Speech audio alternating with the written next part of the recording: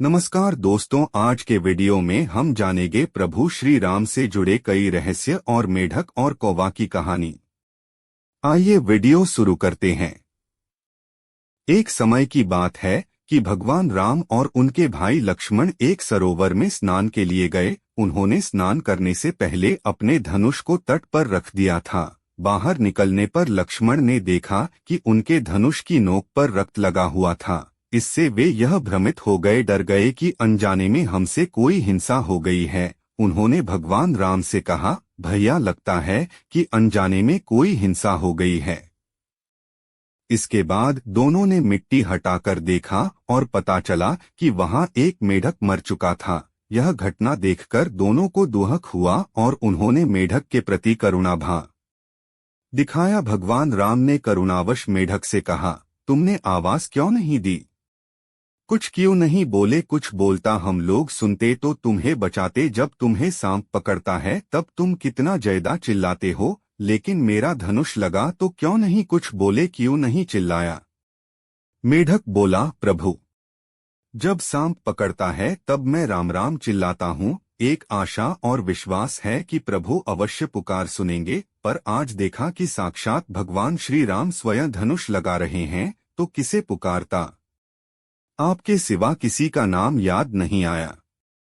मैंने इस दर्द को अपना भय समझकर कुछ नहीं बोला और सहता रहा। सच्चे भक्त जीवन के हर क्षण को भगवान का आशीर्वाद समझकर मानकर उसे स्वीकार करते हैं। सुख और दुख सब प्रभु की ही कृपा और कोप का परिणाम है।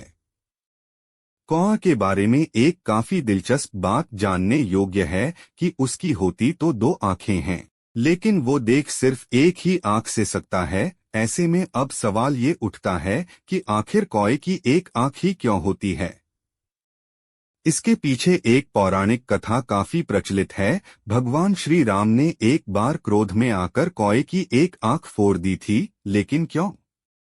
आइए जानते हैं इस बारे में विस्तार से। श्री राम और कौवा की कथा श्री रामचरितमानस में तुलसीदास जी ने इस कथा का जिक्र विस्तार से किया है। कहा जाता है कि एक बार इंद्रदेव के पुत्र जयंत ने भगवान श्री राम की परीक्षा लेने की सोची। दरअसल में वो श्री राम की शक्ति की जानकारी लेना चाहते थे, इसीलिए उन्होंने कौवे का रूप धारण कर लिया और माता सीता के पास पहुंच गए और माता के पैर को अपने चोंच से घायल कर दिया और वहां से भाग गए। जब भगवान श्री राम ने माता के घायल पैर को देखा तो उन्हें काफी क्रोध आ गया और उस कौवे के बारे में जानते ही उन्होंने अपने कोदंड नाम के धनुष पर सरकंडे को चढ़ाकर उस कौवे पर निशाना लगाने की तैयारी शुरू कर दी, जिसे देख कौवे रूपी जयंत की डर से हालत खराब हो गई और वो भागकर ब्रह्मलोक और शिवलोक भी गए। फिर वो अपने पिता इंद्रदेव के पास गए तो इंद्रदेव ने उनसे कहा कि उस बाण से तुम्हारी रक्षा सिर्फ स्वयं भगवान श्री राम ही कर सकते हैं।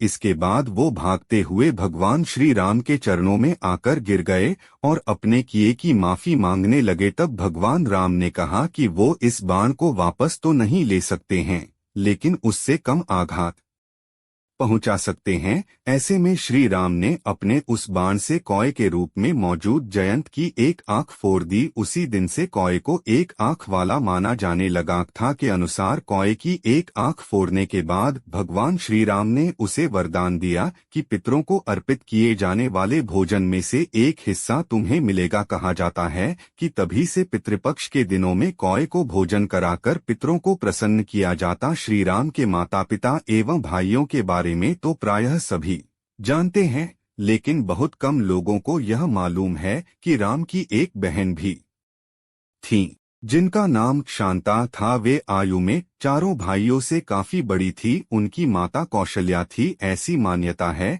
कि एक बार अंग देश के राजा रोमपद और उनकी रानी वर्षिणी अयोध्या आए। उनको कोई संतान नहीं थी। बातचीत के दौरान राजा दशरथ को जब यह बात मालूम हुई तो उन्होंने कहा, मैं अपनी बेटी शांता आपको संतान के रूप में दूंगा। यह सुनकर रोमपद और वर्षिणी बहुत खुश हुए। उन्होंने बहुत स्नेह से उसका पालन पोषण किया और माता पिता के सभी कर्तव्य निभाए। एक दिन राजा रोमपद अपनी पुत्री से बातें कर रहे थे। उसी समय द्वार पर एक ब्राह्मण आए और उन्होंने राजा से प्रार्थना की कि वर्षा के दिनों में वे खेतों की जुताई में राज दरबार की ओर से मदद प्रदान करे। राजा को यह सुनाई नहीं दिया और वे पुत्री के साथ बातचीत करते रहे। द्वार पर आए नागरिक की याचना न सुनने से ब्राह्मण को दुख हुआ और वे राजा रोमपद का राज्य छोड़कर चले गए। वह ब्राह्मण इंद्र के भक्त थे। अपने भक्त की ऐसी अनदेखी पर इंद्रदेव राजा रोमपद पर क्रुद्ध हुए और उन्होंने उनके राज्य में पर्याप्त वर्षा नहीं की। इससे खेतों में खड़ी फसलें मुरझाने लगी।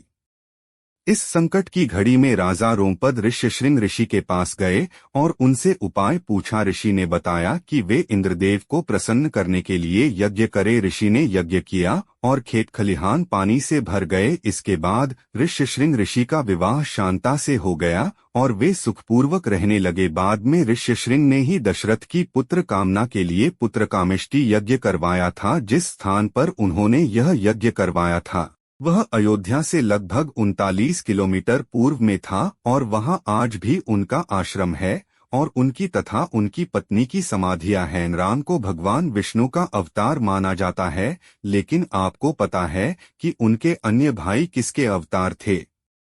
लक्ष्मण को शेषनाग का अवतार माना जाता है, जो क्षीर सागर में भगवान विष्णु का आसन है, जबकि भरत और शत्रुघ्न को क्रमशः भगवान विष्णु द्वारा हाथों में धारण किए गए सुदर्शन चक्र और शंखशैल का अवतार माना जाता है। ऐसा माना जाता है कि वनवास के 14 वर्षों के दौरान अपने भाई और भाभी की रक्षा करने के उद्देश्य से लक्ष्मण कभी सोते नहीं थे। इसके कारण उन्हें गुदाकेश के नाम से भी जाना जाता है। वनवास की पहली रात को जब राम और सीता सो रहे थे तो निद्रा देवी लक्ष्मण के सामने प्रकट हुई। उस समय लक्ष्मण ने निद्रा देवी से अनुरोध किया कि उन्हें ऐसा वरदान दें कि वनवास के 14 वर्षों के दौरान उन्हें नींद न आए और वह अपने प्रिय भाई और भाभी की रक्षा कर सके। निद्रा देवी इस बात पर प्रसन्न होकर बोली कि अगर कोई तुम्हारे बदले 14 वर्षों तक सोए तो तुम्हें यह वरदान प्राप्त हो सकता है। इसके बाद लक्ष्मण की सलाह पर निद्रा देवी लक्ष्मण की पत्नी और सीता की बहन उर्मिला